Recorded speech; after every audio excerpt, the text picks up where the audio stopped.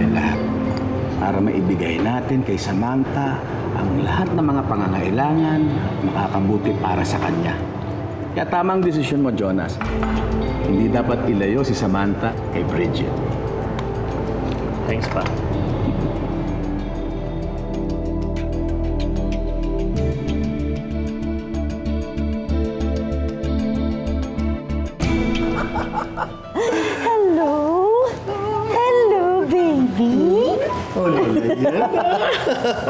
Hello, baby Samantha. Your mommy loves you and misses you so much.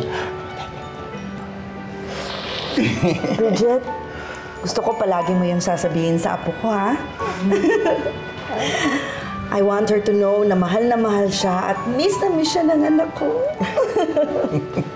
Naku, Lola, kahit paulit-ulit na sabihin ni Bridget yan, hindi pa naman yan maiintindihan ni Samantha. No, baby, no, hindi pa maintindihan. Mabuti na yung naririnig niya palagi para alam niya na may tunay siyang ina. Look at her. Siya. Tawagan mo na yung driver at kailangan na natin bumalik ng ospital. Come. Papa.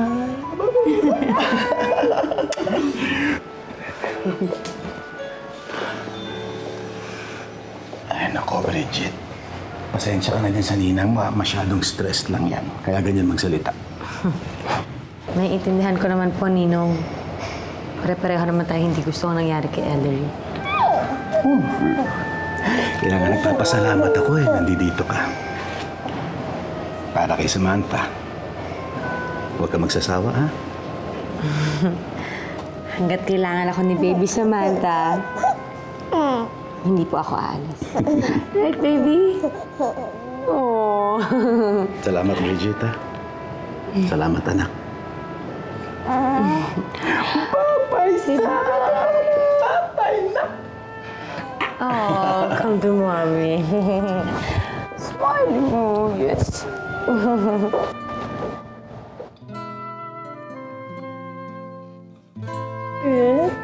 Talaga? Tinawag kang anak ni Delphine? Naman thankful lang sa akin si Ninong. Pero sa totoo lang, ha? Ikaw naman talaga ang dapat na naging anak niya kung hindi lang naging tangay ang nanay mo. Tita, paulit-ulit na naman po kayo. Mabuti pa, kunin niyo na lang yung lampi ni Baby Samantha. Nandun lang po sa dining table. Siya. Thank you. Yes, baby. Oh, are you sleepy? Baby Samantha. Baby Samantha. Baby Samantha, are you happy na kasama mong mami mo ngayon? Mami-mami ka dyan. Oh, akala ko ba, sabi ni Marisa na dapat sinasanay mo na yung batang yan, pinapakilala mo na nanay niya si Ellery. Oh. Mahirap, ano? Kasi, alam mo na anak mo rin yan.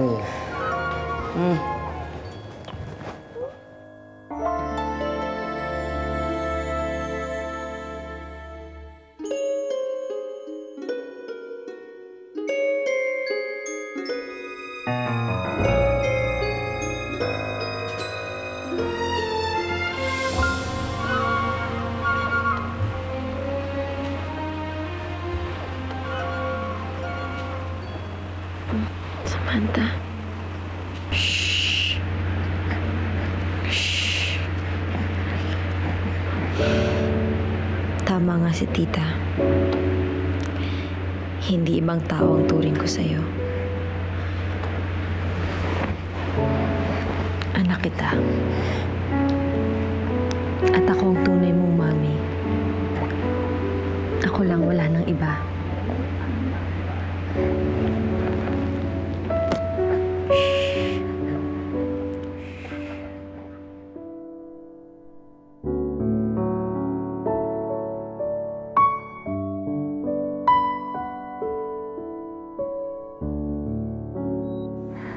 Kawawa naman si Ellery.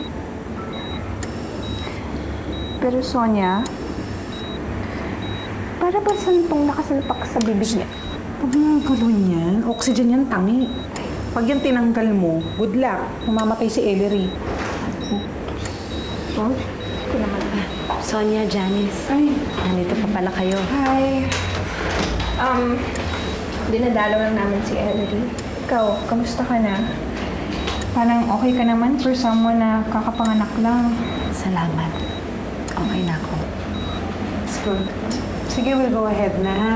Sige, ingat kayo. Yes, na kami. Sige. Bye-bye.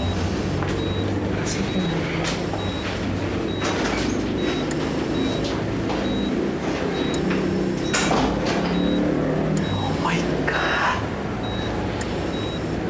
Nakakaloka naman pala nangyari kay Ellery.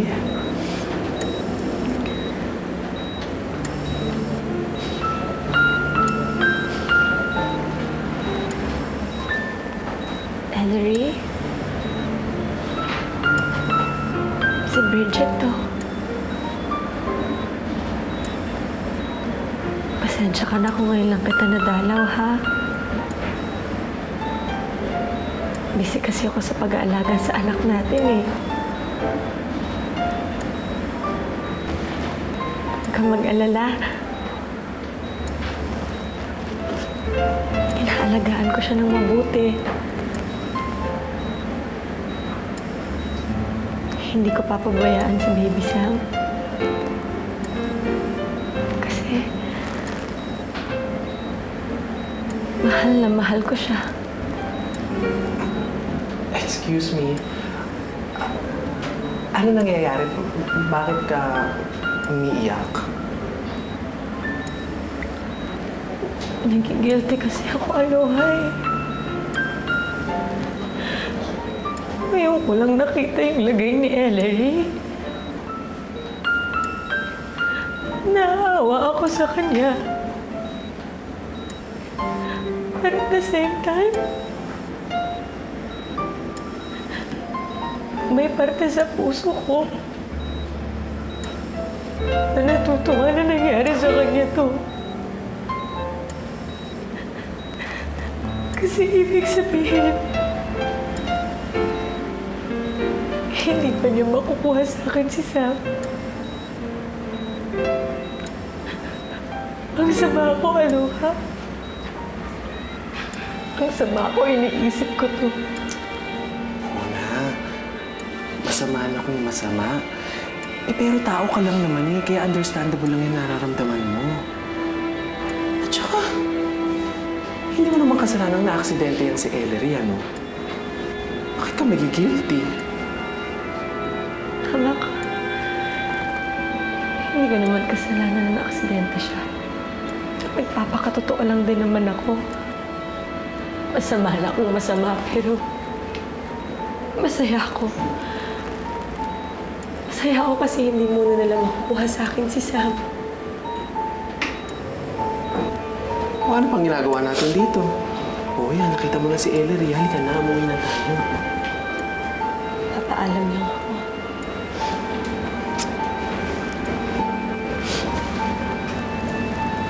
Ellery, naalis na ako, ha? Huwag kang mag-alala. Ako nang bahala kay Sam.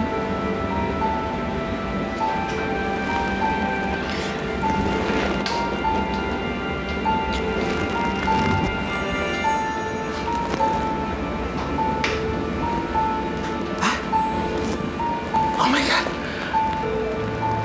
Ano yan? Bakit para siyang umiiyak? Bakit siya umiiyak?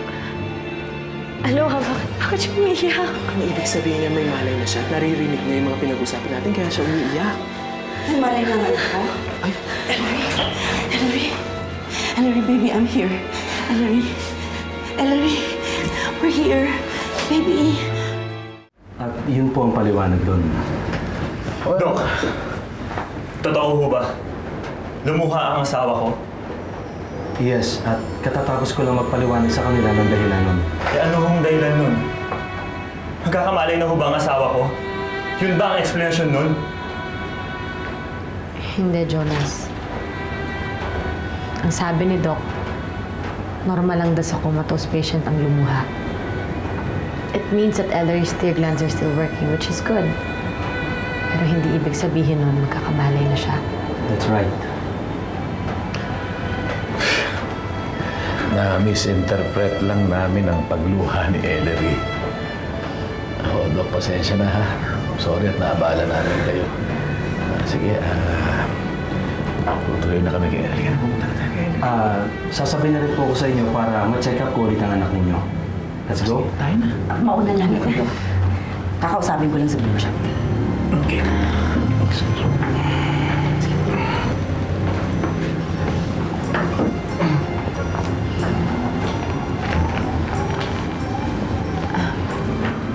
Ano pong pag-uusapan natin, Ninang? Gusto ko lang malaman kung anong sinabi niyo kay Ellery na naging dahilan kung bakit umiyak ang anak ko.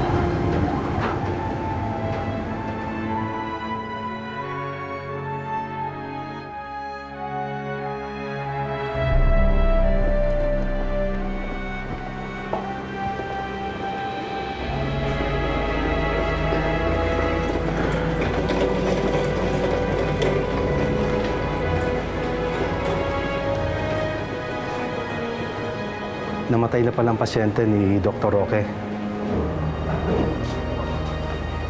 Ano ang naging sakit niya? Just like Ellery, na-aksidente siya at na-comatose din. Too bad, hindi siya nakasurvive. Pero ang alam ko, may anak din sila.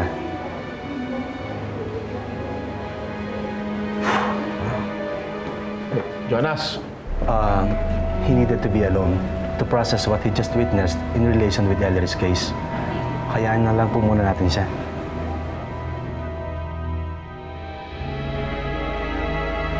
Akala niyo siguro hindi ko narinig ang sinabi ni Aloha kanina. Kaya gusto kong malaman. Ano yung sinabi niyo kay Ellery? Kung kaya't inakala niyo na yun ang dahilan kung bakit umiyak ang anak ko. Wala po, Ninang. Imposibleng wala, Bridget. Imposibleng wala dahil nagigilty kayo. Kaya sabihin mo ang totoo. Anong sinabi mo? Sinabi ko lang naman po na habang coma pa siya, ako na po muna mag-aalaga kay Samantha. Totoo po yun. Hindi po nagsisinungaling si Bridget. Yun lang po yung sinabi niya. Ninang, mahal ko po si Ellery. Kung nalulungkot po kayo na may nangyaring ganito sa kanya, ganun din po ako. Kaya sana naman po huwag niyo akong paghinalaan. Halika na, Aloha. Dahan-dahan.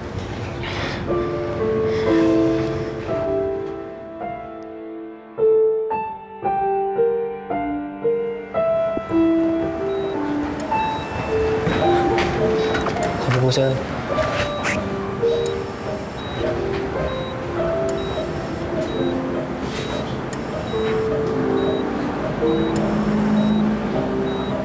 Buti humihinga ka pa. Akala ko.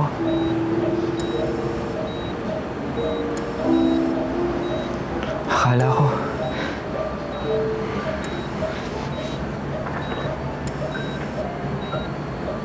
Natatandaan mo ba nung kinasal tayo? Nangako ako sa sarili ko na kahit kailan, hindi kita pa iiyakin. Nakita mo naman, sa buong pagsasama natin, hindi kita binigyan ng problema.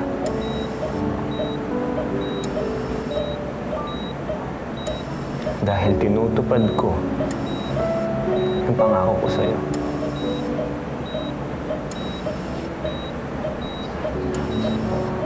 Pero ngayon,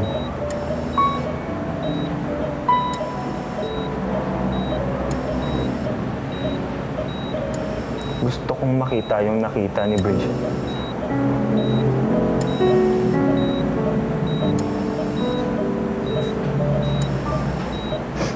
Gusto kong makitang umiyak ka.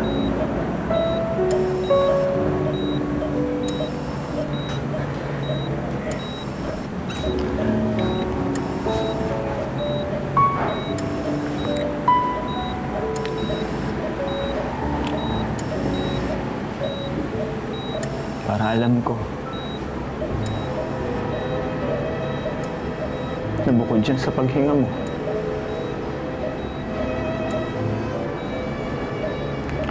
meron pang ibang tanda ng buhay sa'yo.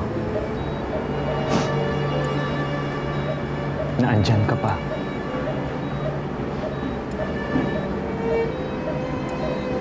Na hindi dapat ako panghinaan ng loob. Na hintayin ka.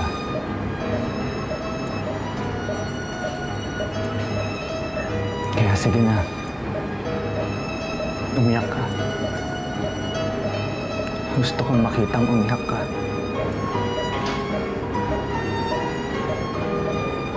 Para masigurado ko sa sarili ko.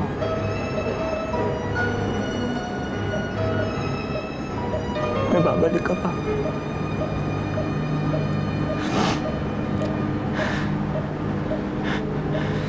Na hindi mo kami iwan ng anak mo.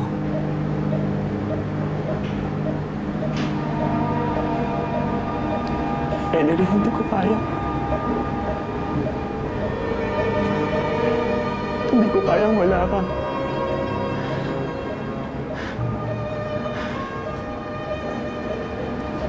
Mahal na mahal kita. Sobrang mahal na mahal kita.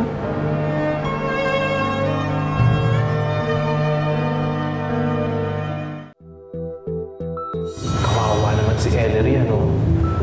Kung kailan ka pa nanganak tapos nangyari pa sa kanya yung ganyan.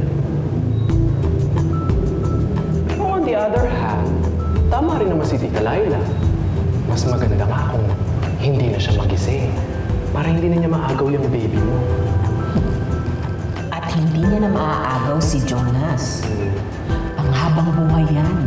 Hindi niya na maaagaw ang mag-ama mo.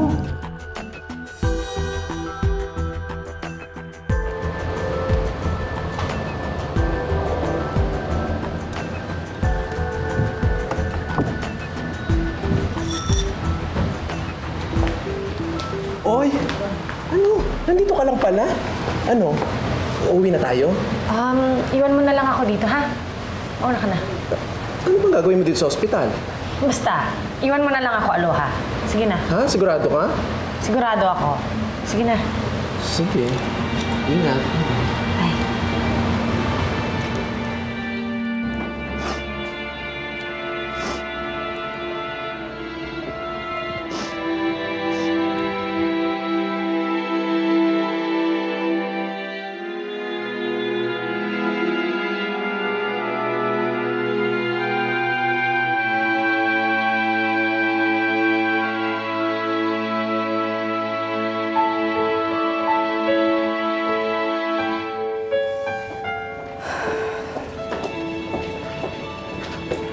Ito na yung gamot.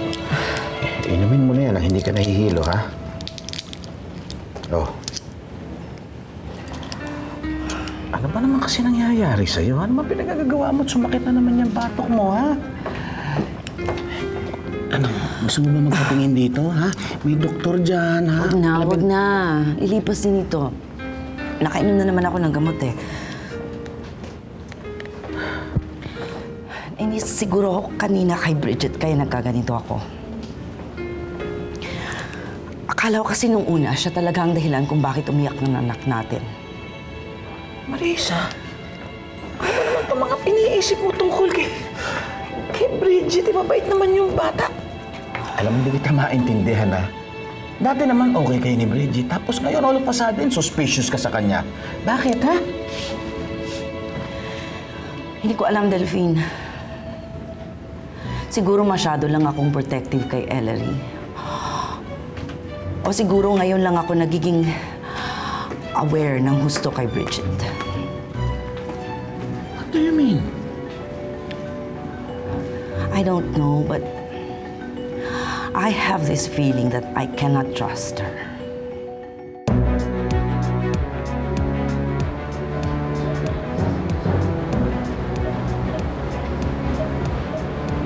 Tama si Tita Laila. Hanggat buhay ka, hindi mapapasakin si Jonas at si Samantha.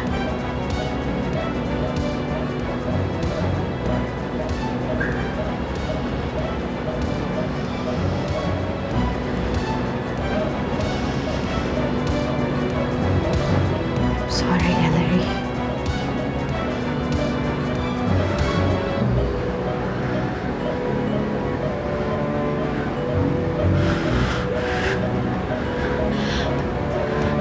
I'm sorry, Ellery.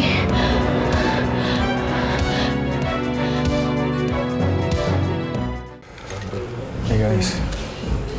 Sorry I'm late. Ang dami kong ginawa eh. Buti na lang dumating ka. Paalis na ako eh. Dinala pala nila Janice kanina si Ellery sa ospital. Hindi tayo sinama. Gusto naman si Ellery. Ayokong sabihin to eh. Kasi kaibigan natin si Ellery. Pero alam niyo sa tingin ko, hindi na siya magtatagal eh. Ang alam ko kasi, bihira lang yung nagigising o kaya nabubuhay pa kapag nakumatose na. I'm sorry, Ellery.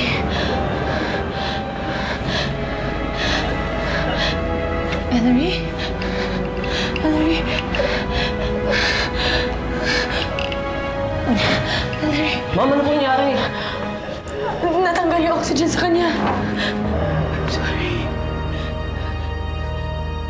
Marisa, si Bridget, anak na natin yan. Baka pa naman. Pagkatapos ng lahat ng pagsasakripisyo at tulong niya ginawa kay Ellery. Marisa, tigil mo na yan, ha? Relax. Okay?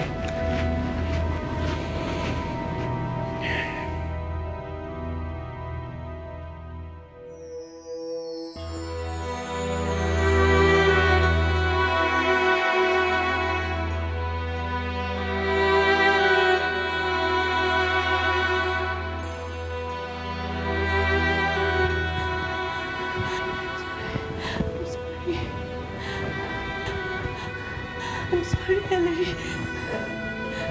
Sorry, hindi ko sinasadya.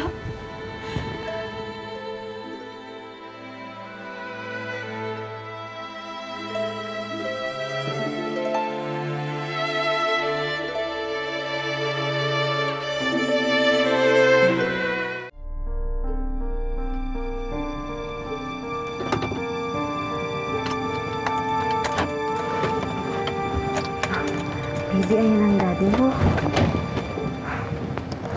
Ayan yung daddy mo.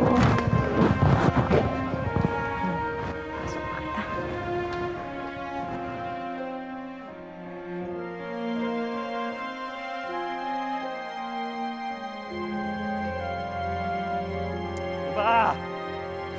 Sir. Tawan mo nga ako! Jonas! Tina! Ano ba yan, Jonas? Ba! Jonas! Tina, ako nang bahala sa kanya. Bakit ba ang kulit mo? Halika nga dito. Para kang aso, sunod ka ng sunod Halika dito, maupo ka muna. Lasing ka ba? Ano ba naman? Hindi ako lasing. Maupo ka nga. Ano ba yan, Jonas? Bakit ka naglasing?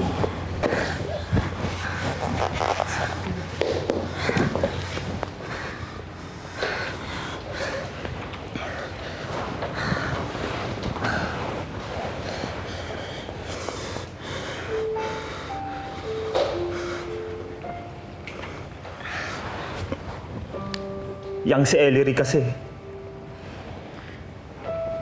Ang daya. Ako, tinutupad ko yung pangako ko sa kanya. Pero siya, hindi. Asan ba siya ngayon? Andun! Sa ospital. Natutulog. Natutulog. Natutulog. Natutulog. Natutulog. Jonas. Jonas.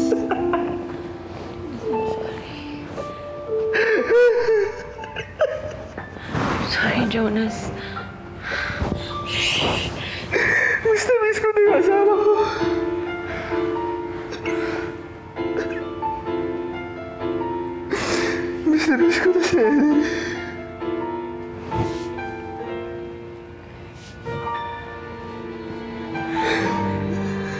Natatakot ako.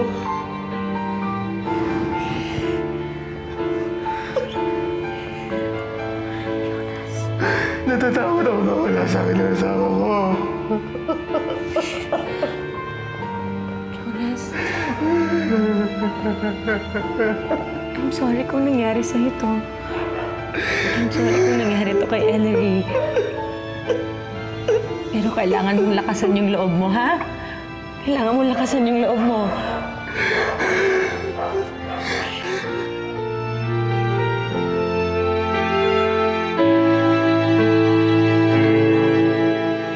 Grabe ang pinsala mo. Pero kahit kailan, di ka naman matiis. I love you. Si Bridge, naluluka ako sa kanya. Basta talaga, no? Nanay na nanay, tsaka feeling asawa eh. Alam mo, naku-curious ako eh. 3 years na comatose si Ellery. 3 years rin sila magkasama sa bahay ni Jonas at saka ni Bridget. Sa tingin mo ba may relasyon sila ni Jonas? Hindi ko na kaya, Ellery. I'm so sorry, Ellery.